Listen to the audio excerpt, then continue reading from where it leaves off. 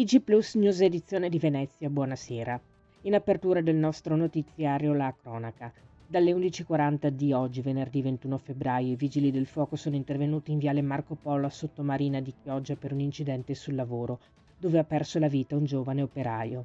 I vigili del fuoco, arrivati dal locale di staccamento, hanno messo in sicurezza il cantiere edile, dove l'operaio sembrerebbe sia stato colpito da un pannello di ferro per getti in opera. Purtroppo, nonostante i tentativi di soccorso del personale del SUAM, intervenuti anche con l'eli soccorso, il medico ha dovuto dichiarare la morte del giovane operaio. In merito alla morte sul lavoro appunto del giovane operaio, Andrea Martella, segretario del PD Veneto, dice: «È inaccettabile.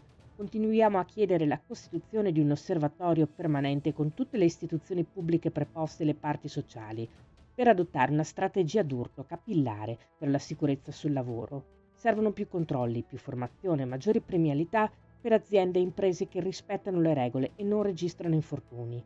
Provare ad invertire questo drammatico trend è qualcosa che dobbiamo fare, non ci sono più scuse. Pensando alla tragedia di questo giovane ragazzo, non possiamo rimanere inermi».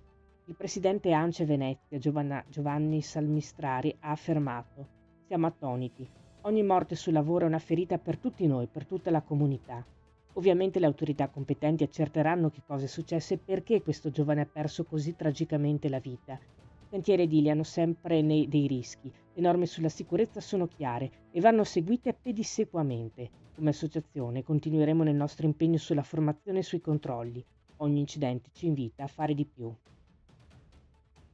E dopo lo sciopero di 8 ore in tutte le aziende metalmeccaniche del 13 dicembre 2024, nella giornata odierna si è replicato con iniziative di sciopero e presidi alle portinerie.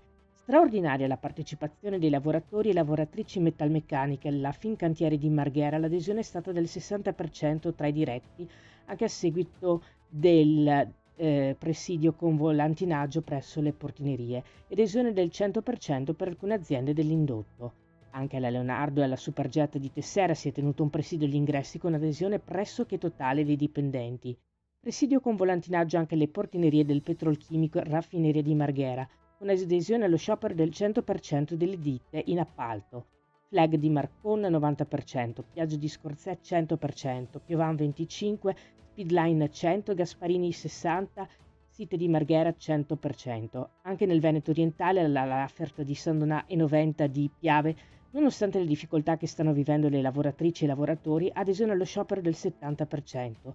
Presso l'Imesa di Cessalto, azienda della presidente di Confindustria Veneto Est, area meccanica, adesione al 90% con presidio ai cancelli. Parliamo di sanità. Regalo da oltre 13.000 euro firmato Pink Lioness e Avapo ai chirurghi senologi dell'ULSS 3 Serenissima. La Breast Unit veneziana scarta oggi il primo elettrobisturi al plasma mai utilizzato in un presidio ospedaliero del Veneto. Lo strumento è capace di ridurre l'invasività degli interventi al seno delle donne con tumore, diminuendo danni termici, tempi operatori, dolore post-intervento e cicatrici.